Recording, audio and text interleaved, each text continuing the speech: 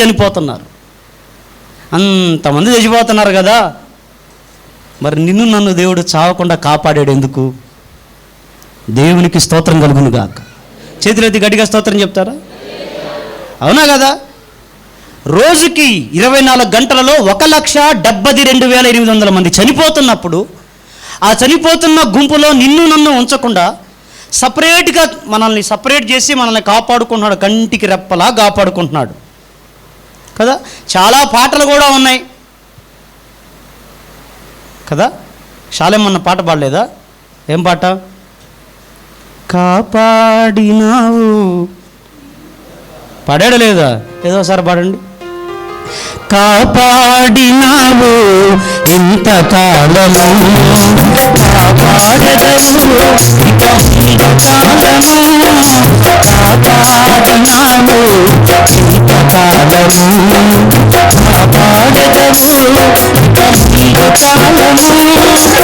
ఇల్లు మరువనయ్యా నా జీవితాంతము, ఇల్లు మరువనయ్యా నా జీవితాంతము, నీకే నీకే సొంతము, నీకే నీకే సొంతము. దేవా ఆరాధన, నా దీన స్తుతి నివేదన,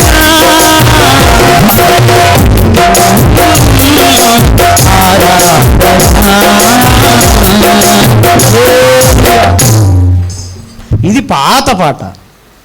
ఇది ఎప్పుడు 2008లో పాట ఇది కదా. ఈ మధ్యలో మళ్ళీ కొత్త పాట ఒకటి వచ్చింది కదా మన మినిస్ట్రీలో. నీ కృపయే ఇది, నీ కృపయే ఎన్నాళ్ళుగా నన్ను ఇళ్ళలో కాపాడినది, శ్రేష్టమైన ఈవులను దయచేసినది.